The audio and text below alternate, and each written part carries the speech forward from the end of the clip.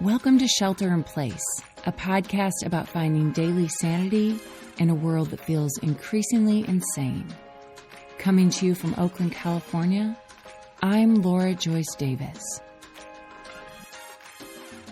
Shelter in Place is taking a break from making new episodes so that we can make this work sustainable and bring you Season 2.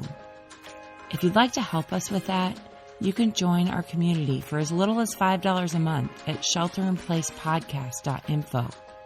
You can also sign up for our newsletter so that you're the first to hear about Season 2 and get a behind-the-scenes look at our show.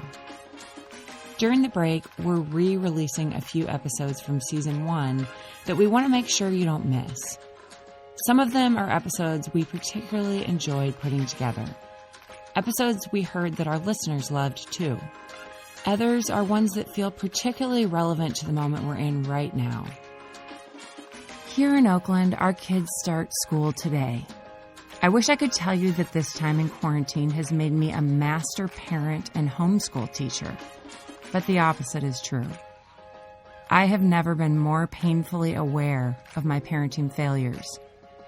So today's bonus episode combines two episodes from two very different times in this pandemic. The first one you'll hear was episode 71, where I recounted a particularly humiliating moment of parenting in early June. After the break, you'll hear one of the very first episodes I recorded when I was still learning how to record and edit. What these episodes have in common is that they look at personal failures with heavy doses of humor and humility. Whether you're feeling sunk by parenting yourself or irritated with the obnoxious kids 2 doors down, I hope they'll give you a laugh and some much-needed grace. Earlier this week, I got a testy email from one of my neighbors who lives just down the street. Their security camera had recorded my 3 children picking the plums off the tree in front of their house. This might have been forgivable if my kids had stopped there, but they didn't. They fetched a ladder from our backyard and carried it out to the sidewalk, where they proceeded to lean the ladder up against our neighbor's car and harvest every single plum their grabby little hands could find, even the ones that weren't ripe yet. You might think that this is the point where my shameless children trekked back home, their mouths smeared with plum juice and their hands sticky. I wish they had, but no. Instead, our 3-year-old waddled up the path to our neighbor's house, looked around, pulled down her pants, and peed in their bushes. All of this was recorded on our neighbor's security camera and recounted to me later. I was mortified and also furious. Nate has taken over the bulk of childcare during this pandemic, and my children's illicit behavior happened on his watch while I was working. When I demanded an explanation, he said he'd been busy making a smoothie for the kids and figured there was no harm in them picking some plums, since the little strip of soil between the sidewalk and the street is technically city property, a detail I am certain that our neighbors aren't aware of. Nate had the back door open as he worked, watching and calling out to the kids as they came and went. He said that when they got the ladder, he'd been impressed by their initiative. I didn't agree with his judgment, but even I had to admit that the ladder was pretty ingenious. My kids are 8, 6, and 3, and short for their age. It must have been quite a sight to see them hefting that 6-foot ladder. But Matea peeing in the yard, that was just too much. Nate paused and looked at me bashfully. That one might have been my fault, he admitted. You peed in their yard? I shrieked. Of course not, he said quickly. But the kids have occasionally seen me pee in the bushes in our backyard when I was doing yard work and didn't feel like going inside. It's good for the plants. I groaned and put my head in my hands. I made Nate promise to repair the relationship with our neighbors and not to pee in the yard anymore. And to tell the kids that it wasn't okay to do it either, and make sure they didn't pick any more plums. The next day, the kids made a card saying that they were sorry. Nate talked to our neighbor and patched things up. And so goes another week of pandemic living. With children, more is caught than taught, as the old saying goes. We've seen the truth of this over and over, often in ways that are humorous. It's why our 3-year-old pinches salt from our stove-side ramekin to season all of her food, no matter what she's eating. It's why our son gripes about wasting water whenever his sisters put the tap on full blast while washing their hands. It's why our kids throw their dirty clothes in the corner of the hallway instead of putting them in the hamper. They see us do these things every day. It's debatable whether or not they even register our requests to do otherwise. Unfortunately, this principle extends to more serious things as well. It's why our kids harp at each other irritably, no matter how much we ask them to use kind, gentle voices. Why they blow up when they're mad. I didn't think we had problems managing our anger until we started hearing verbatim the same words we'd uttered in moments of anger from the mouths of our babes. My kids are all tantrum throwers of varying degrees. Turns out their parents are too. Given that Nate's nickname for all of his childhood was Chill, I think it's safe to say that the anger he's discovered in adulthood is something he's caught from me. Of course, not everything our kids have caught from us is bad. Recently, when Nate and I were arguing about something and the conversation began to escalate, our son interrupted and said, "I think both of you should stop arguing and take 10 deep breaths." He was absolutely right, and we did just that. It all but fixed the problem. During this pandemic, our kids have caught some things we hadn't anticipated. With school out and playing with friends off the table, our daughter Grace has taken to jogging up and down our block while she pushes her little sister in the jogging stroller. This isn't just some little kid stroller. It's the one I took on the trails when all 3 of my kids were little. Running has been my go-to survival mechanism for most of my time as a parent, my primary source of sanity for my entire adult life. I can tell you that even as an adult, pushing that stroller is a lot of work. The stroller is heavy and almost as tall as Grace, but that doesn't deter her a bit. She begs to run around the neighborhood pushing Matea in the stroller. The last time I ran with her, she made it 11 minutes before she had to stop and walk. We've gradually allowed our kids to have a little more freedom during this pandemic, since fewer cars come through our neighborhood and most of our neighbors know our kids by name.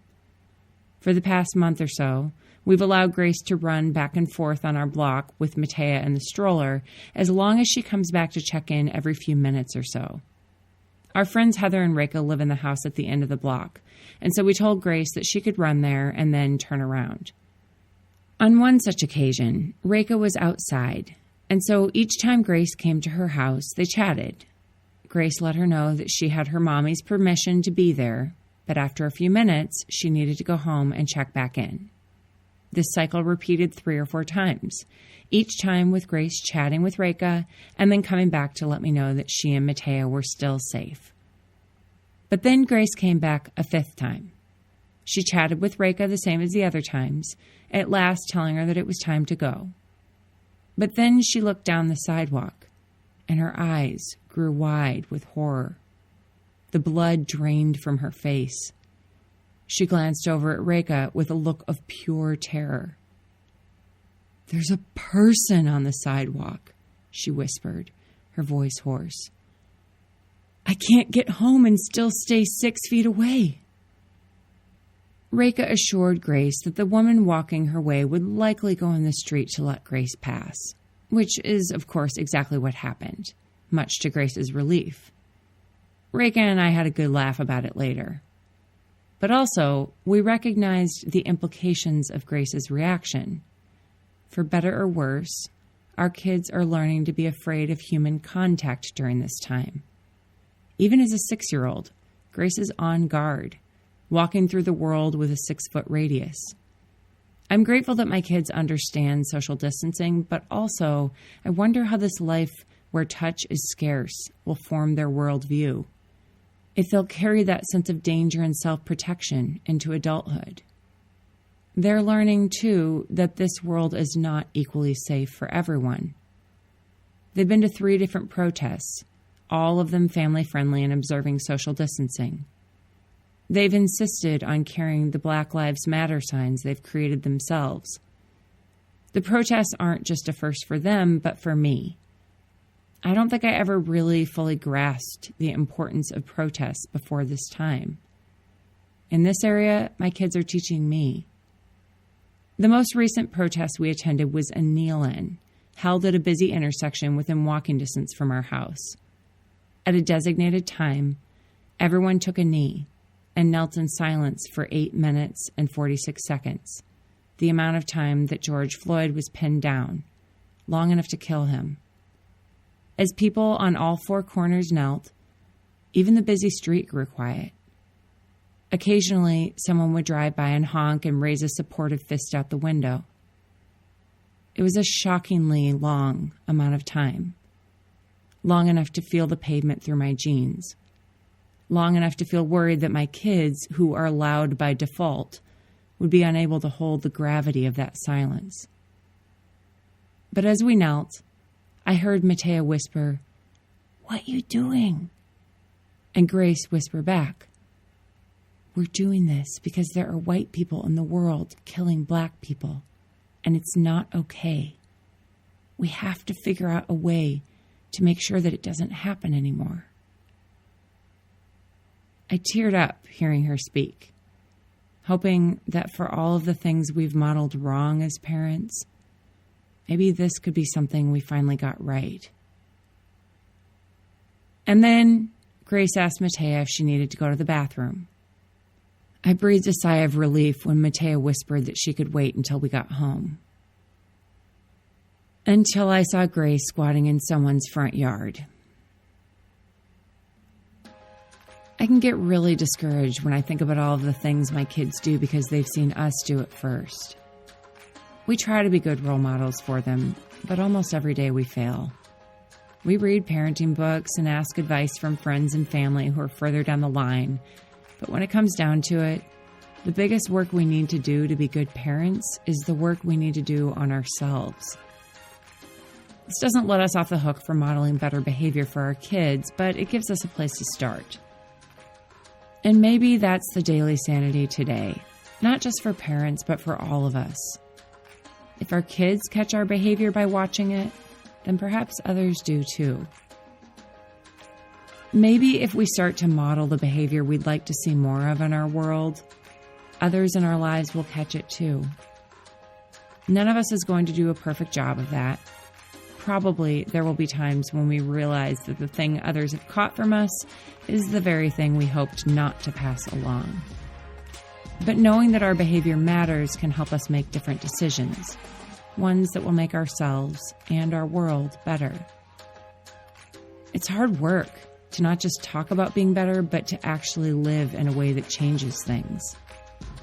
There might be some really shameful moments of realizing your kid peed in someone else's yard because they saw you do it first. But those moments are also opportunities to invest in relationships that we might have otherwise ignored, to make the card that says, "I'm sorry," to take some deep breaths and try again. I'll be back with more of this right after this short break. Shelter in Place is proud to be sponsored by Brick and Mortar, old world style wines with California roots. Their wines can be found at Michelin star restaurants like the French Laundry and Meadowwood. You can find their canned wines at Safeway stores in Northern California. Use the code SHELTER when you order from brickandmortarwines.com to get 10% off and support this show. Yesterday, I had a really bad day. It's not that I haven't had my low points before this, but on the whole, I was hanging in there, keeping my own suffering in perspective.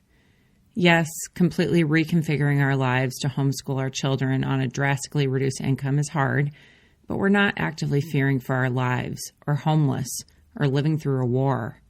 We still have a lot to be grateful for. Normally I work in the morning and then take the kids at lunchtime so my husband can work in the afternoon. But yesterday he had a morning meeting, so we traded. I figured that would be fine. No one was going to die if my episode didn't get up a little later than usual. But from the moment my kids woke up, it was immediately clear that I was in for trouble. All 3 children were mouthing off, fighting with each other, and being more defiant and ornery than usual. My son in particular had woken up determined to be difficult. He didn't want to do any of the usual school stuff. He rolled his eyes at everything I said. By 10:30, our morning was falling apart. I sent the kids outside for recess, hoping that would change their mood. It was a beautiful day. But within seconds, the girls were in tears because of something their brother had done, and he was whining about how he didn't feel like being outside. All of my attempts to switch things up or make them laugh or be creative were failing. They came back inside, and my son went to the cupboard and chose a fragile wine glass for his water. I stifled my initial protest, telling myself, this is good, he's taking initiative. Maybe 8 years old is old enough to handle a fragile glass. But then he started crashing around the kitchen with it, climbing the door frame with it in his hand. I told him in no uncertain terms that if he wanted to use that glass, he needed to sit down at the table. He acted as if he hadn't heard me. I took the glass, dumped it in the sink, and told him, try again. He walked to the sink, took the empty glass, once again packed it with ice and water, and stood there drinking it in front of the open fridge door. I took the glass from him again. You're not allowed to use this glass anymore, I said. You're showing me that you're not ready. This time I put the glass in the dishwasher. My son rolled his eyes, walked to the cupboard, took another wine glass, and proceeded to fill that with ice and water. I took a deep breath and promised myself I would not act out of anger. Then I quietly took his glass from him, marched him to the back porch, and dumped his glass of water on his head. When I walked back inside, all 3 of my kids looked at me like I just pulled back my skin, Mission Impossible style, and revealed a monster. They said they liked Daddy better. I told them that Mommy needed a 5-minute timeout, and that each of them needed to decide if we were going to have a good day or a bad day. As I sat on our back porch, breathing deeply with my eyes closed, I thought, who raised these kids? Oh, wait, that was me. Our new reality felt suddenly crushing in a way that it hadn't before. This was going to be our life from now on, for months to come. Meanwhile, inside, my kids had already moved on. They were singing the song that my mother-in-law emailed us last week to help the kids learn the names of all 50 United States. It's a catchy little jingle, and my kids love it. But the song begins, the United States, I love my country, the United States. Both my husband and I had an immediate gut reaction to that first line. As my kids sang through the 50 states in alphabetical order, I thought about how my feelings for my family are a bit like my feelings for my country. Now, I know what you're thinking. It's not a perfect metaphor. I have a great relationship with my dad. But even though my family drives me crazy sometimes, even though we've hurt each other, sometimes in ways that required a lot of work to repair, even though we're sometimes really dysfunctional, they're still my family. I wouldn't trade them for another one. I love them. My country makes me crazy sometimes too.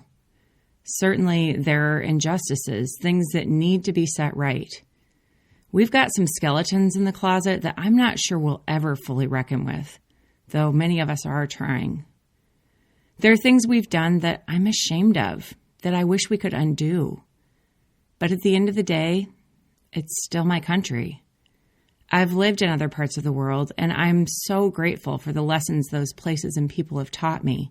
One of which is that there are things my country has done that need to be made right. But when it's all said and done, this is the country that has shaped me most. And yet I can take no more credit for that, for my U.S. citizenship, than I can for the family I was born into. That first line in my kids' song makes me squeamish because my feelings for my country are complicated. Maybe far more complicated than my feelings for my family. And yet I suppose in the same way that I love my family with all its imperfections, I do love my country, too. That doesn't mean there aren't things that need to change or that I should be passive. If no one ever pushed back and fought against injustice, women might still not have the right to vote. Slavery might still be legal. We still have more work to do. But with both my family and my country, if all I do is gripe and feel angry, everybody feels bad. We have to find some way to move forward as a family and figure out how to work together better while acknowledging that we still have a long way to go.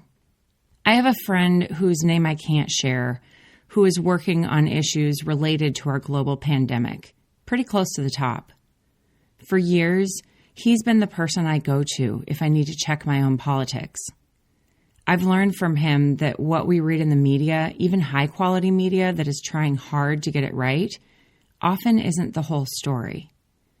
With COVID-19, it's only been in the last couple of days that major news sources have published what my friend has known for a while.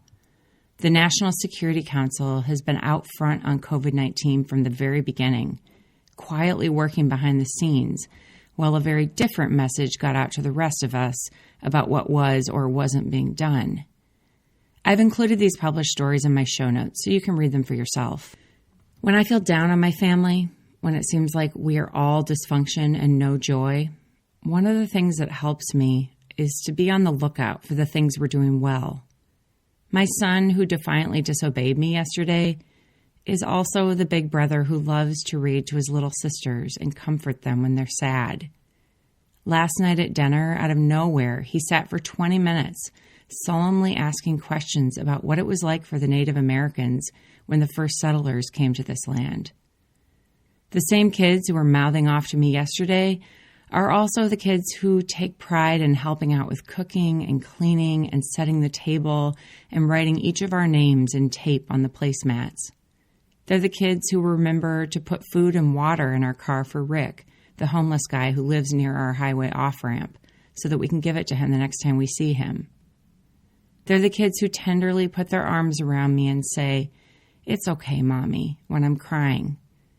They're good kids, but they're not perfect. Neither am I. When I asked my friend what he was most frustrated about right now, he said it's that we're the unrivaled global leaders in providing foreign assistance around the globe, and no one knows it. More than $9 billion per year annually, plus over $1 billion in new COVID-19 assistance signed into law last month. He said that while China is promoting itself through mask diplomacy, giving away or selling medical supplies and equipment, they're not actually giving much in aid money. The United States has been the largest supporter of the World Health Organization since its creation in 1948. U.S. contributions in 2019 exceeded $400 million, almost double the second largest member state contribution. China, in contrast, contributed $44 million and doesn't even make the list of top contributors. An interesting side note is that the Gates Foundation is fifth on that list. UNICEF was one of the first organizations to provide aid to the Chinese people during the COVID-19 pandemic. Back in January, they delivered 6 metric tons of respiratory masks and protective suits for health workers. This wouldn't have been possible without U.S. support. In 2019, the U.S. contributed more than $700 million to UNICEF, compared to China's $16 million.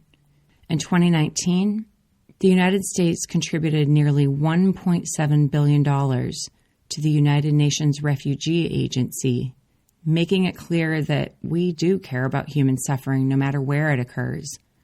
China contributed $1.9 million. These numbers are just the U.S. government's contribution. That's not even taking into account the $1.5 billion in COVID-19 assistance tallied so far from the U.S. private sector and nonprofits. Even as I read these numbers, which you can find on the U.S. Department of State website, it feels like a pissing contest to say them out loud. I want to be clear that I think it's great that China is providing medical equipment and masks and PPE to countries around the world. But my friend pointed out that these boxes of stuff cost little and have a high propaganda value. China hasn't yet stepped up their offers in foreign assistance, that is, in money, much at all. I found this quote by Secretary Michael Pompeo on the U.S. Department of State website, written on March 27th, just a few days ago. Whenever you see high-quality, effective COVID-19 aid being delivered around the world by UN humanitarian and relief agencies, what you are seeing is the generosity of the American people and those who share our humanitarian values. We are by far the largest contributors to organizations like the UN Children's Fund and the World Food Program because we believe in effective multilateralism that is focused on helping those in need, not scoring political points.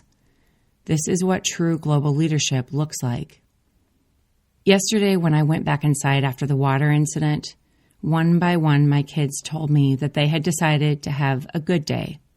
I wish I could tell you that the rest of the day was smooth sailing, but it wasn't.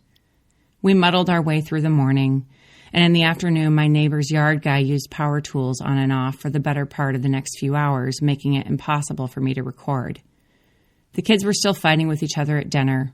We got through it. Some days, that's the best we can do.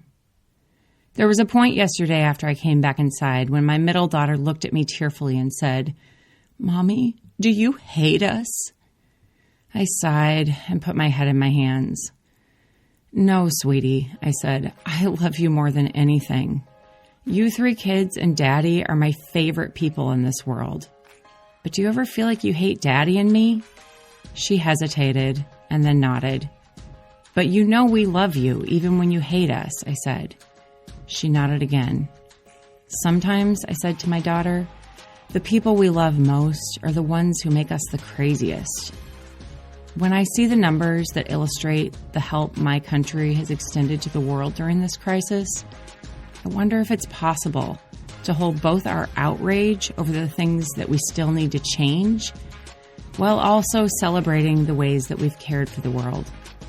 This might be a rare chance for our highly polarized country to come together on something. I wonder if even in the moments when I feel like I hate my country, I can remember that there are things that I love about it, too.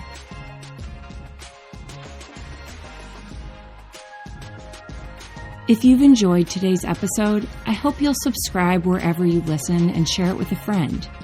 If you listen on iTunes, Stitcher, or another platform that allows you to rate and review, leaving a quick note about what you enjoyed helps others to find us and makes this work possible, both now and beyond the pandemic. Shelter in Place is grateful to be sponsored by Delta Wines, the refined daily drinker with a social good built in. These California wines are fresh and approachable, perfect for casual dinners at home. For every $15 bottle you buy, Delta donates $1 to fighting climate change. Buy online at winesforchange.com and use the code SHELTER to get 10% off. As always, you can find show notes for today's episode, as well as ways to support the show at shelterinplacepodcast.info. The Shelter in Place music was created by Chase Horseman at Reactor Productions. Tamara Kimsley is our associate producer. Nate Davis is our creative director, and Sarah Edgell is our design director. Until next season, this is Shelter in Place. I'm Laura Joyce Davis. And now, if you're still listening, here's a little outtake. Hi. I feel kind of happy about this school here because I'm Louise. It's gonna be in my class, and she's my best friend. Gabe, do you want to say something about the school year? Well, I'm kind of bummed that we have to be on the screens, because it would really be fun if we could do it instead in person.